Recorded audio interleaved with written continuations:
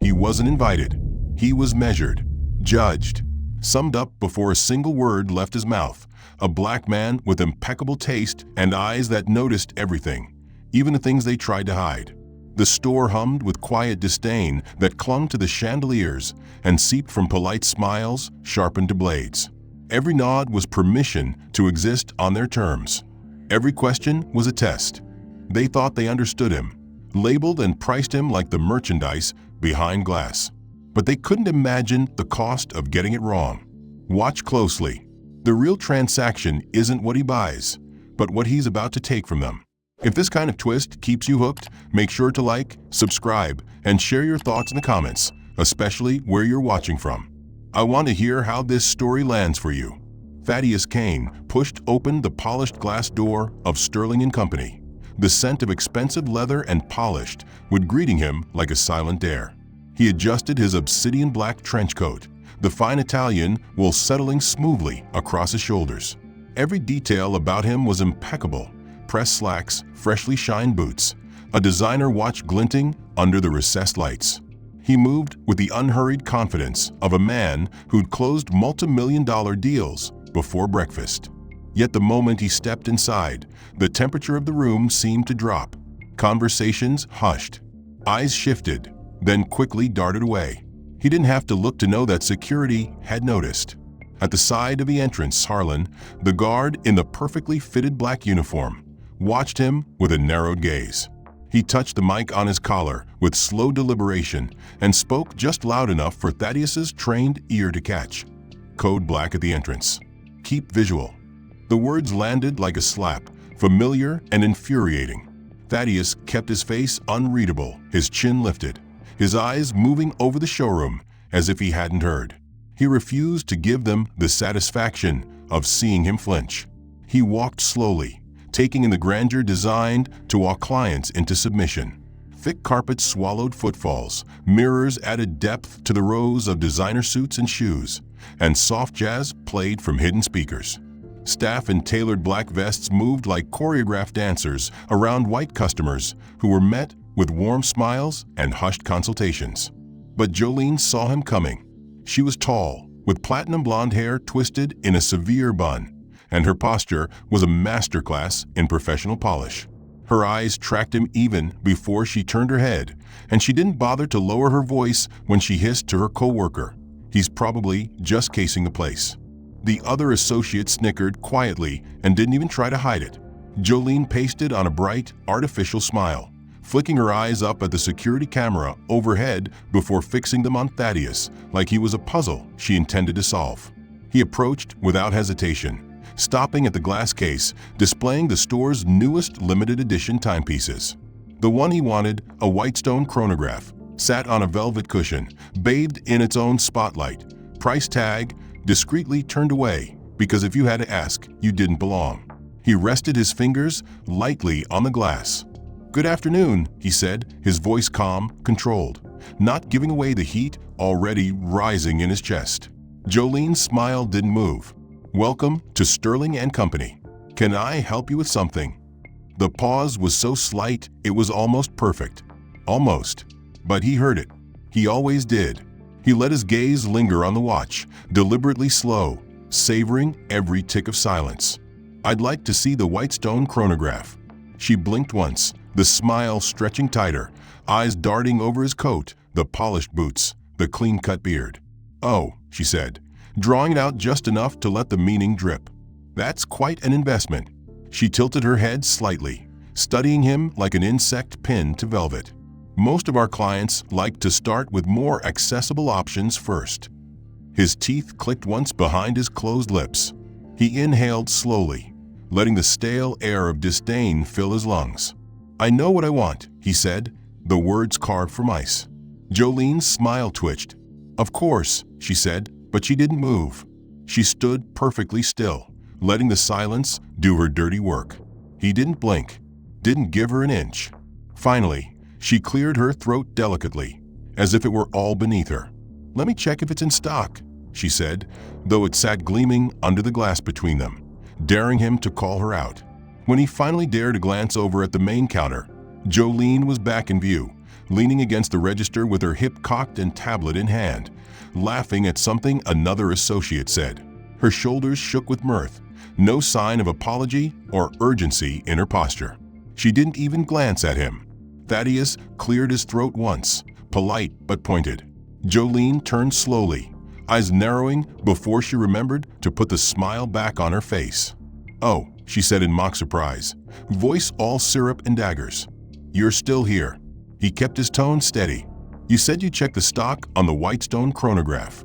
She blinked at him with studied confusion, then waved her hand dismissively at the watch sitting in the same glass case, still untouched. "Yes, well, I'm busy right now. Real customers, you know."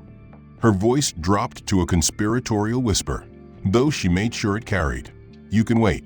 Thaddeus felt his heart thunder against his ribs, the insult stinging worse because it was delivered so softly, so publicly. The other staff member she was laughing with avoided his gaze, cheeks red, lips twitching as though suppressing a laugh. He didn't respond. He just let the silence stretch between them like a drawn wire, trying not to let his fingers curl into fists at his side. Jolene rolled her eyes, clicking something on her tablet. "I'll be with you when I can," she added, voice losing all pretense of friendliness. He didn't move. He watched her turn her back and start giggling with her co-worker again, as if he'd been erased from the room. He breathed deep, trying to swallow the bitter taste in his mouth, trying not to let his fury leak into his expression. He turned, slow and precise, moving down the aisle toward the jewelry section in hopes of finding someone who might actually help him. But Harlan noticed immediately. The security guard's boots creaked as he shifted position, moving to intercept. As Thaddeus took another step, Harlan's thick arms slid out, barring his path with calculated casualness. "Easy there," Harlan said, his voice pitched low, friendly enough to avoid making a scene, but hard enough to make the threat unmistakable. "I'll need you to slow down." Thaddeus's eyebrows lifted a fraction. "Slow down," he repeated evenly. Harlan didn't blink. "Yeah, we don't want any confusion." The way he said confusion made Thaddeus's teeth grind. He swallowed, eyes flicking to the jewelry counter where another associate was chatting amiably with a white customer, laughing, pulling out velvet trays of rings without hesitation. The guard's forearm was still in his way. Thaddeus considered for half a second the possibility of brushing past him. He knew exactly how that would end. Headlines wrote themselves in his mind. "Man removed after altercation in luxury store." So he stopped. He put his hands in his pockets so they wouldn't shake, the fine lining of his coat rustling quietly. "I'm not causing confusion," he said quietly. Harlan's mouth quirked like he'd won. "Good. Then just wait over there." He didn't remove his arm until Thaddeus physically stepped back, conceding ground like an animal yielding to the alpha. The indignity of it settled like a stone in his gut. He turned again, this time heading toward a corner of the store near the belts, pretending to examine them, eyes roving over the racks of accessories he didn't want, couldn't want, not like this. He could still hear Jolene's laughter from the front counter, each burst of sound a fresh slap. Clive saw the movement from the edge of the room. He moved with purpose, cutting a straight line through the hush of the store, shoes clicking on the marble in even beats that felt like the ticking of a timer about to run out. He didn't smile when he reached Thaddeus. He didn't even bother to greet him. Instead, he folded his arms across his chest, posture radiating ownership of the space, chin tilted in the perfect angle of authority.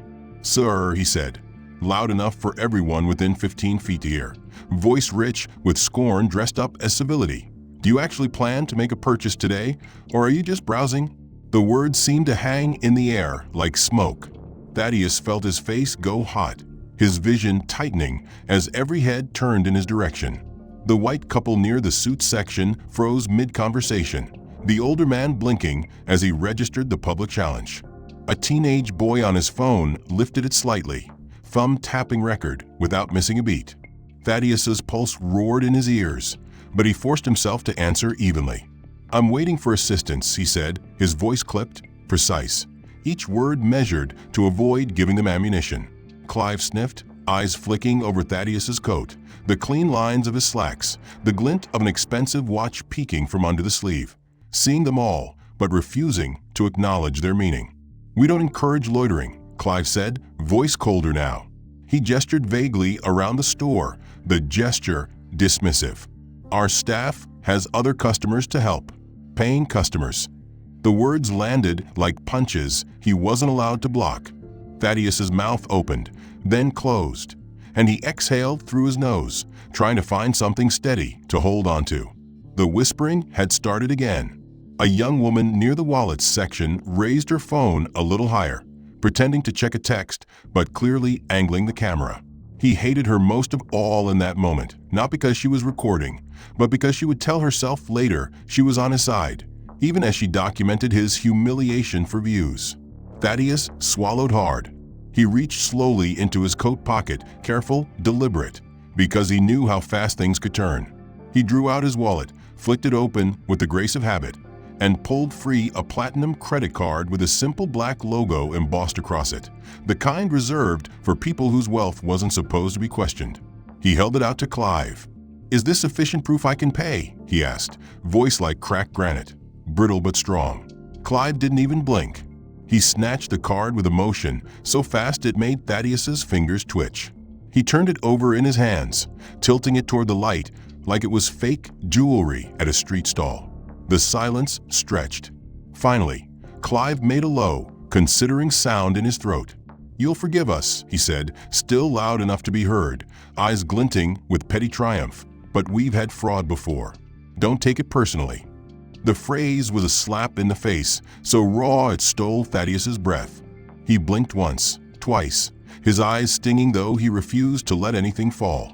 He watched Clive run a thumb over the card's raised letters with insulting deliberation, his expression unbothered, bored even. Harlan had drifted closer, arms crossed over his chest now, body blocking half the aisle like a living barrier. He didn't speak, didn't need to. His mere presence was a warning. Stay in line. The room felt like it was pressing in. The scent of cologne, leather, rich carpeting, and silent condemnation threatened to choke him. The people watching pretended to look away whenever he turned, but he could see their eyes dart back, hungry for something to happen. But leaving now felt like surrender, felt like confirming their worst assumptions about him. He refused to give them that. He tried to focus on the watch in the case, its gleaming face catching the overhead lights, but the numbers blurred. His heart thumped so loudly in his chest he was sure they could all hear it. That's when Harlan stepped forward, close enough that Thaddeus could smell the faint chemical tang of the guard's cologne. The older man's mouth twisted, and without saying a word he tapped his shoulder mic twice. Another guard, one Thaddeus hadn't even noticed near the back wall, straightened and began walking over, boots thudding dully on the thick carpet. They flanked him now, one on either side. Harlan cleared his throat with the officiousness of someone who thought he was being subtle, but wanted everyone in the room to hear anyway. "Sir," he said, voice pitched calm, calculated. "Let's step outside for a moment." Thaddeus blinked, his face feeling hot and cold all at once. He swallowed and managed to keep his tone even, low enough so only they could hear. "Why?" Harlan's eyebrow lifted in mock surprise. "You're making customers uncomfortable," he said, carefully enunciating each word. Thaddeus felt his breath catch in his throat. He looked around at the shoppers, pretending not to look. The customers, holding expensive scarves and bespoke jackets, who suddenly found the floor very interesting. One man openly watched with his phone halfway up, not even trying to hide the red record icon. Thaddeus's voice cracked, but he kept it controlled. "I haven't done anything. I've been standing here, waiting." Harlan's lips twitched into what might have been called a smile by someone unfamiliar with real ones. "That's not what I heard."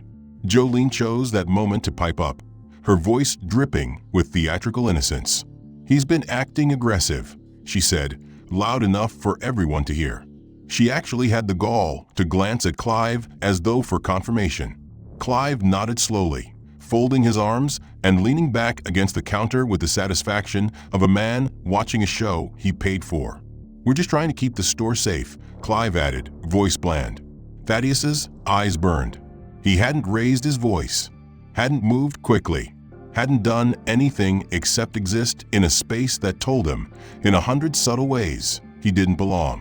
He took a half step back, but Harlan's hand lifted in warning.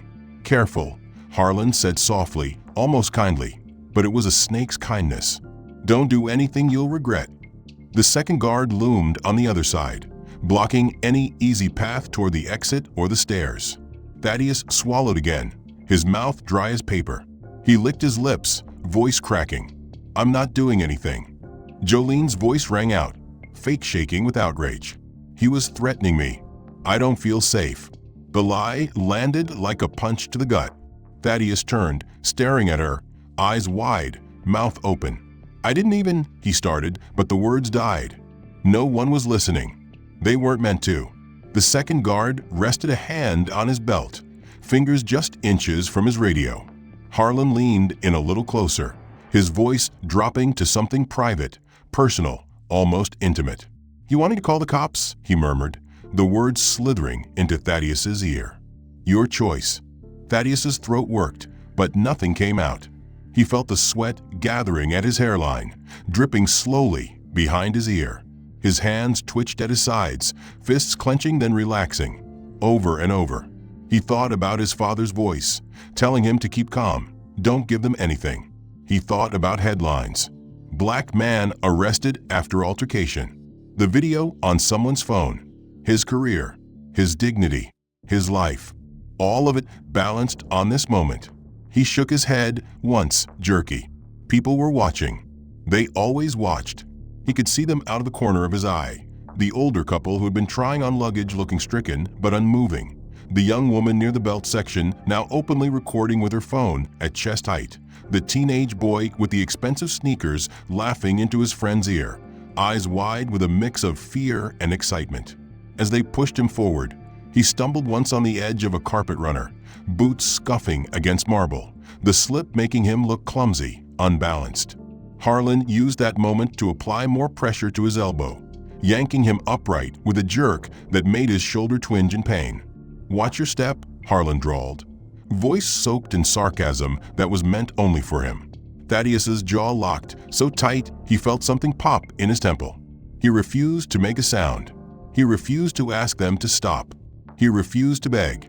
They moved him in coordinated steps, a silent practiced routine of control, guiding him not just toward the door, but toward utter submission. The glass door with its polished brass handle loomed ahead like an executioner's block. Each step felt like a mile, the silence breaking only for the murmur of customers pretending they weren't watching while never looking away. A child's voice rang out with innocent cruelty as they passed. "Mom, is he bad?" the little girl asked, clutching her mother's coat with wide, worried eyes.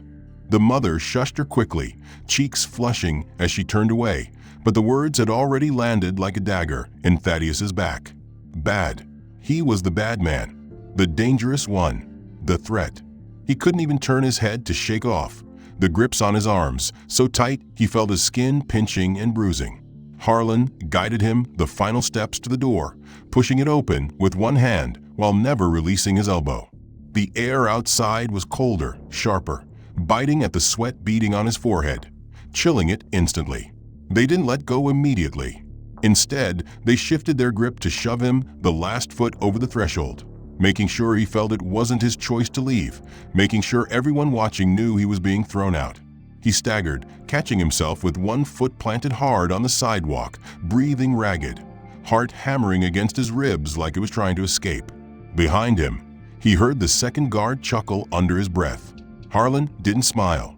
He just adjusted his sleeve, smoothing it over his thick wrist like nothing had happened. Clive stepped up behind them, stopping just inside the doorway, his arms folded across his chest, a sneer plastered across his smug face. He raised his voice just enough to make sure Thaddeus heard it, just enough to make sure anyone nearby heard it too. "Try the discount store down the street," Clive called, voice dripping with mock helpfulness.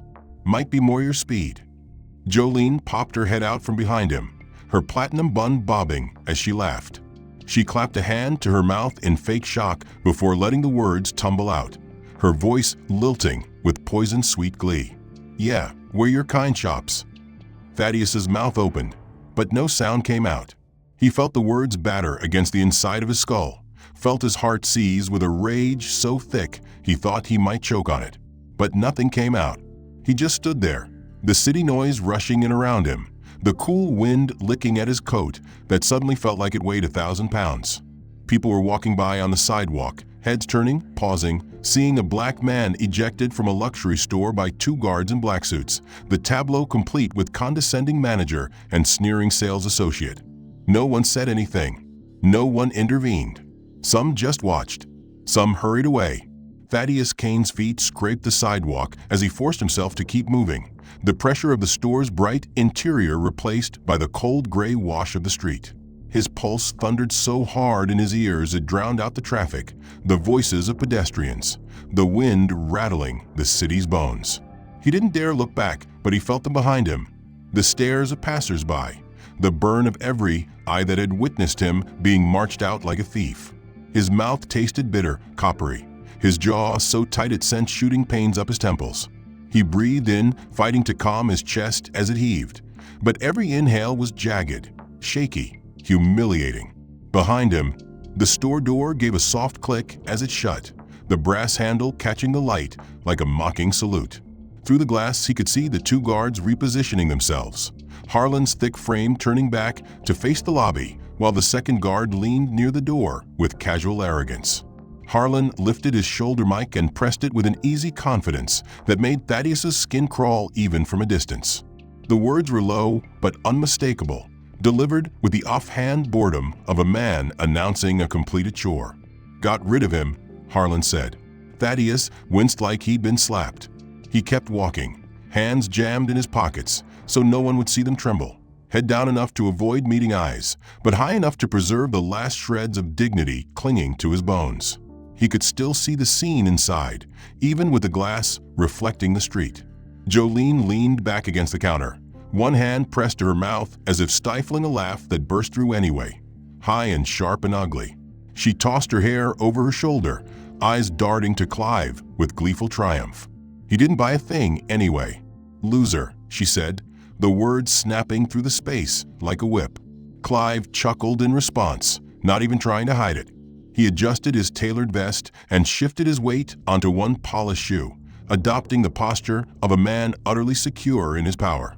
He looked around the store, making sure every employee heard him, making sure the customers browsing their overpriced watches and imported suits heard too. "That's why we're exclusive," he declared, voice booming with smug certainty. Chin lifted, as though he were delivering a mission statement. "We keep the riffraff out." The words were obscene in their bluntness, but no one challenged him. If anything, the nearby VIP clients nodded approvingly, their expressions ranging from indifferent to openly supportive. One older man in a navy cashmere overcoat lifted his champagne flute in Clive's direction in a silent toast. Clive smiled, teeth gleaming, and stepped over to clink glasses with him. The quiet murmur of conversation resumed, though it now had a conspiratorial undercurrent. The hush of people who had been scandalized for just long enough to enjoy the drama and were now relieved to be reassured they were still among their own. Jolene returned to pretending to check the inventory on her tablet, though she couldn't keep the smirk from curling her lip. Her co-worker leaned in close, whispering something that made her giggle behind her fingers, eyes darting once to the door as if to confirm Thaddeus was really gone. Harlan shifted back into his casual stance, feet wide, arms folded, chin raised, the unspoken message clear. There was order now. The threat had been removed. Outside, Thaddeus turned at the corner, moving slowly like a man walking through molasses, every joint heavy, every muscle tense with restrained rage. He could still feel the hot prints of their fingers on his arms, bruises blooming under his coat, hidden from view, but seared into his memory. He could still hear the child's voice asking if he was bad. He could hear Clive's condescension, Jolene's triumphant laughter, Harlan's bored confirmation of his ejection. The sidewalk felt too hard under his feet, the city too loud, too bright, too full of strangers pretending not to see his humiliation while eagerly drinking it in. He didn't know where to put his eyes, so he looked at the ground, the patterned concrete swimming as his vision blurred. He blinked it away, refusing to let the tears fall here in public for them to see. Not now, never for them. Behind him, Sterling and Company continued its business. The door stayed shut. The security guard adjusted the lock with a soft click that sounded like a prison door. Clive raised his glass again, murmuring something about standards, tradition, quality. The words were just out of earshot, but Thaddeus could guess them easily enough. Inside, everything resumed as normal. A woman laughed over the fit of a jacket. A man examined a leather briefcase with studied interest. The hush was restored, the threat gone. The store had achieved its goal. It had preserved its atmosphere, its exclusivity, its lie of refined civility. Thaddeus kept moving, each step carrying him further from a glow of the storefront, his shadow stretching long and thin behind him, broken only by the scuff of his boot heels on the sidewalk. He didn't stop. He didn't look back. But inside, something broke. Something cracked open like a fault line, wide and deep and dark. A promise he made to himself with clenched teeth and shaking hands. He would remember every face, every word, every insult, every shove, every smug laugh, every whisper, every cheerless clink of champagne glasses at his expense. He would remember, and one day they would too. She was pretending not to watch him, but the angle of her head, the curve of her mouth, betrayed her delight. Harlan stood off to the side with his arms crossed, staring out at the street with a bored expression, like a bouncer who had just finished ejecting the night's entertainment. Clive was the worst. Clive actually stepped back into the doorway, propping it open with one hand and leaning forward just enough to make sure his voice would carry across the sidewalk.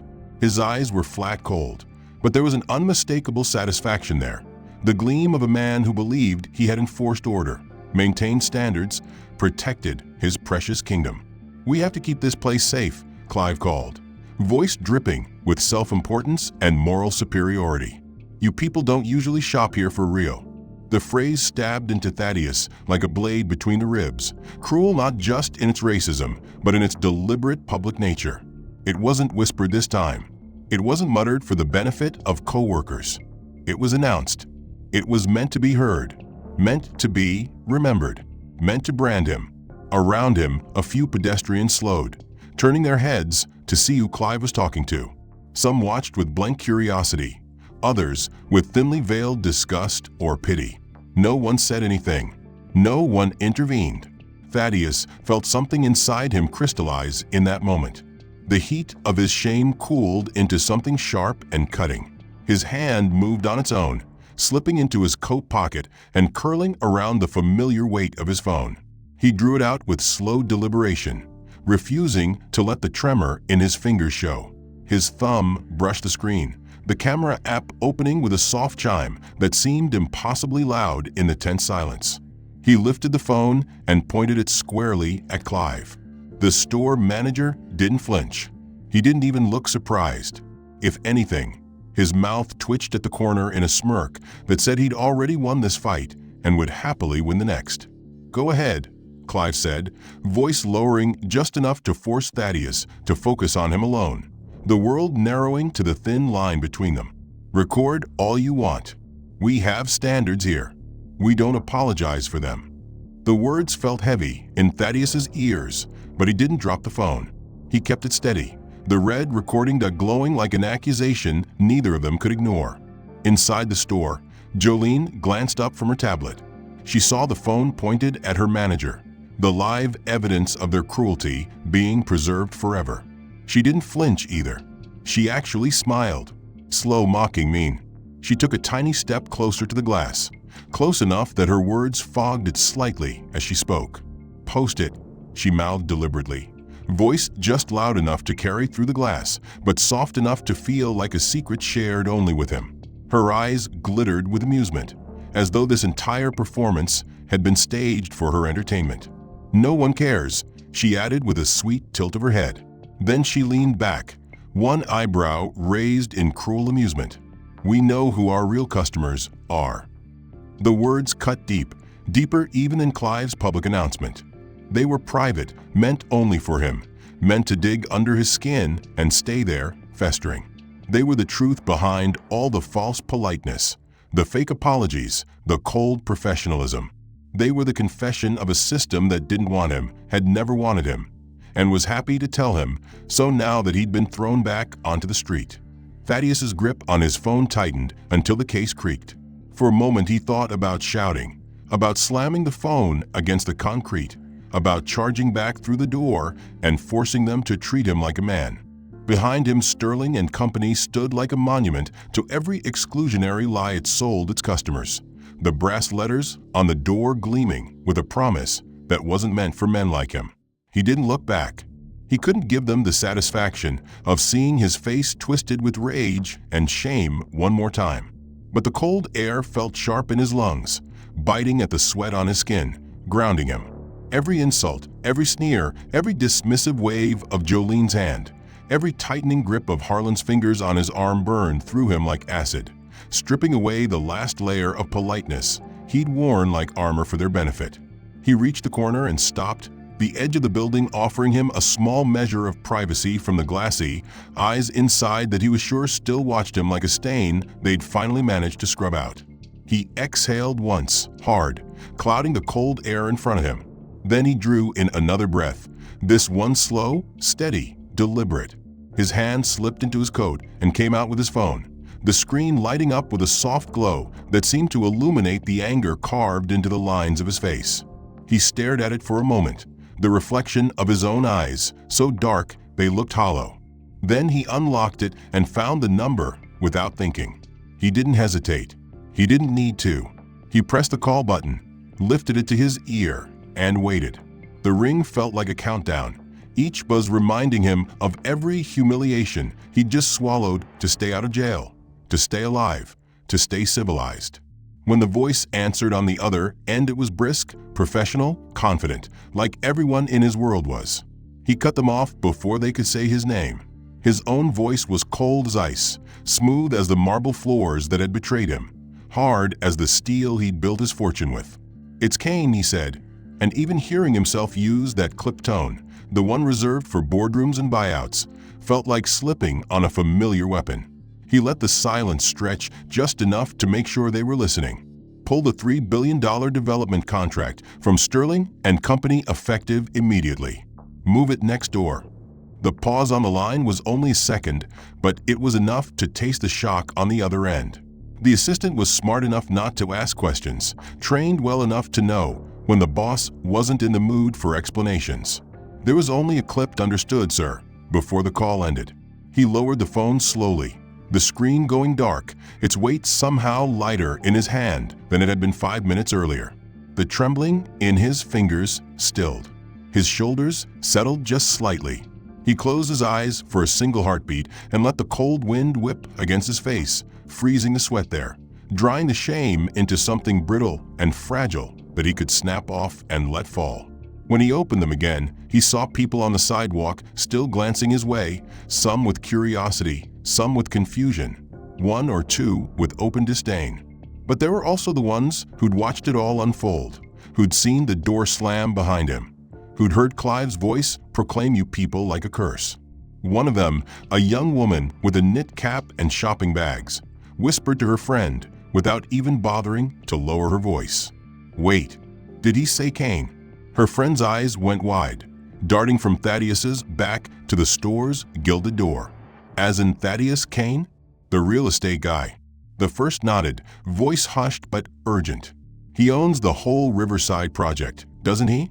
Like the entire development." The second swallowed, the realization sinking in with visible discomfort. Holy shit.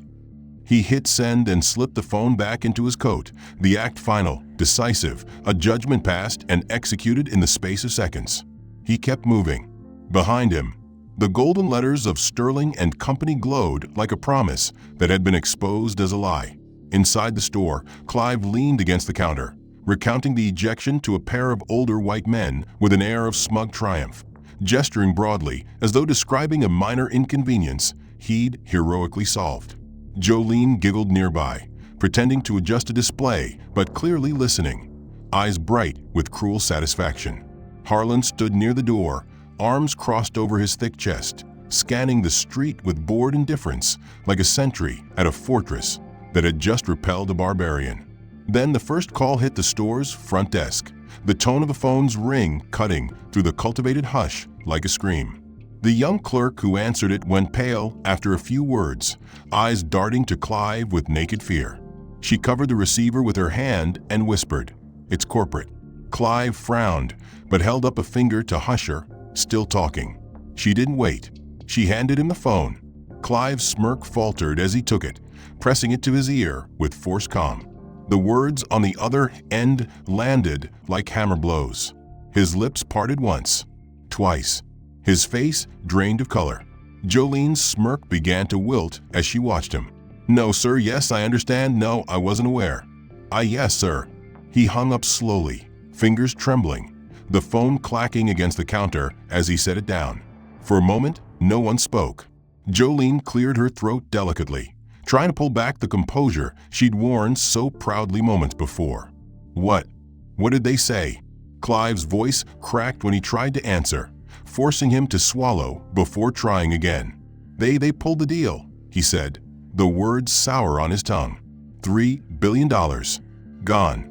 They're giving it to Cartier next door." Jolene blinked, her face flattening in horror. "What?" she whispered. But before he could answer, the notifications began. Phones buzzed all over the store. Twitter, Instagram, Facebook. The news was spreading like wildfire. Photos of Thaddeus being escorted out, shoulders rigid with humiliation, face set in cold fury. Close-ups of Clive leaning in the doorway, taunting. Shots of Jolene smirking behind the glass. Overlaid text in bold white letters. Luxury store racially profiles billionaire investor. He cancels $3 billion deal. Comments piled on instantly. Hope they go bankrupt. Imagine losing billions because you're racist trash. Cartier about to have a record quarter. Outside, the media trucks were already parking at the curb, journalists leaping out with cameras and microphones. One of them, a woman with sharp eyes and a press badge clipped to her coat, lifted her camera and fired off a burst of shots through the glass door, catching Clive mid-stammer and Jolene blinking in confusion. Clive lunged forward, waving his hands to block the lens, but the damage was done. Harlan moved to the door and pressed it shut, twisting the lock with a loud, futile click that only drew more attention. Through the glass, Thaddeus's figure was visible, now halfway down the block, walking slow but steady, posture straight, coat catching the wind like a dark banner. He didn't turn. He didn't need to. His phone vibrated again. Another text. Cartier's legal wants to confirm the deal today. They want an exclusive partnership. Thaddeus read it without breaking stride. Months passed since the day Sterling and Company's polish doors had slammed shut behind Thaddeus Kane for the last time, and in that time the world had turned over more than once. The footage of his removal had become part of the cultural bloodstream, reshared endlessly, dissected on talk shows and in op-eds, turned into a cautionary tale that brands used in workshops to prove how not to treat customers. Sterling and Company tried damage control with statements crafted by crisis PR firms, shallow apologies read by pale-faced executives who stumbled over the word discrimination like it was poison on their tongues, but none of it worked. The deal Thaddeus had killed hadn't been the only one. As news spread, partners began pulling back, suppliers demanded upfront payments, and the foot traffic that had once been a carefully curated parade of wealth and status dwindled to nothing. A for-lease sign eventually appeared in the window, where Clive had once smirked with all the certainty of an emperor on his throne. No one bothered to vandalize the glass. No one needed to. The condemnation was quieter and far more final than any brick through a window. Across the street, Cartier's store bustled. The partnership with Kane Enterprises, now a headline in trade magazines. Their staff had gone through new diversity training, not the box-checking HR nonsense, but sessions led by people who actually knew what exclusion felt like. People Thaddeus's foundation had quietly funded. But not everyone at Sterling and Company simply disappeared or was fired. Some had to keep living with it. Jolene found herself without a job barely a week after the footage hit the internet. Other boutiques wouldn't touch her. She tried to get a job at a department store and lasted 2 days before a coworker recognized her face and asked if she planned to kick anyone out today. Her landlord raised the rent, saying the drama made the building undesirable. She moved into a small basement studio, the white walls bare except for the apology letters she tried to write and never finished. She watched the video over and over until she knew every frame, hated every sneer that crossed her face, every dismissive flick of her hand, every smirk that had felt so justified in the moment. It ate at her. She told herself for weeks that she'd just been following orders, that Clive had set the tone, that she hadn't meant for it to go so far, but the excuses began to rot in her mouth. Eventually, she stopped making them. She applied to volunteer at a local community center, the kind of place that never asked for a resume so much as a promise to show up and help. She sorted clothes for a while, then ran the register in their thrift shop. Eventually, she began teaching workshops on how to do customer service the right way, showing kids from the neighborhood how to speak confidently, how to manage registers, how to read inventory sheets. She didn't talk about Sterling and Company at first, but one day a student asked why she was there, and she told them. She told them everything. She told them about the way she'd smiled in his face and lied, the way she'd laughed behind his back, the way she'd let a man be humiliated for fun. She told them she'd watched him get thrown out of a store he could have bought 10 times over. And she told them she was sorry. She said it enough times that eventually she began to believe it might matter. When she heard that Thaddeus Kane was visiting the center to check on the foundation grant that funded their job training program, she nearly didn't come in that day. But she did. She dressed carefully, simply, no designer clothes, no makeup she couldn't afford anymore, hair tied back in a messy ponytail. She felt her heart slam in her chest like it was trying to break free when she saw him step into the multipurpose room, broad-shouldered, coat immaculate, a man who looked every inch the executive he was. He moved with quiet authority, talking to the program director, asking about curriculum and attendance and outcomes, his face grave but kind. Jolene waited until there was a moment between conversations and stepped forward. Her hands shook so badly she had to clench them into fists at her sides. When he turned to her, their eyes locked. She opened her mouth once and nothing came out. She tried again. "Mr. Kane," she managed, voice cracking. I'm sorry." The words spilled, ugly and raw, everything she'd rehearsed and forgotten. "I didn't see it. I didn't see what I was doing. I thought it was funny. I thought it was normal. I was wrong." Her eyes burned, and she didn't try to stop the tears. "I was wrong," she said again, quieter. The silence stretched until she thought she might shatter. But Thaddeus didn't look away. He didn't sneer. He didn't say the words that would have torn her apart. He nodded once, slowly, gravely. Then he extended his hand. She took it with fingers that trembled. His grip was firm, steady, warm. "Change is what matters," he said, voice low but clear. "Keep going."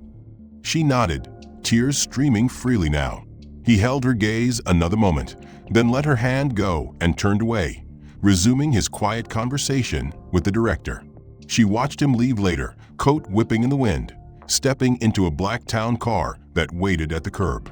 She stood in the doorway long after the car turned the corner, heart pounding, the cold wind drying her tears to salt on her cheeks. Across the street, the old Sterling and Company space was empty, windows dusty, for lease sign fading in the sun. Down the block, Cartier was buzzing, customers laughing as they left with shopping bags, staff waving them off with real smiles. Jolene wiped her face, squared her shoulders, and went back inside to teach the next class, determined to be better than she had been. Meanwhile, Thaddeus Kane sat in the back of the car, hands folded on his knee, gaze steady on the road ahead, not smiling but feeling something in his chest ease. He didn't forgive easily, but he could believe in change. And that was enough. The end. If you enjoyed this story and want to see more, make sure to like and subscribe so you don't miss any of the upcoming chapters. I'd love to hear your thoughts on the plot. Did the twist surprise you? How did you feel about the ending and the message? Tell me in the comments what you think, and let me know where in the world you're reading from. Your feedback helps shape future stories, so don't hold back.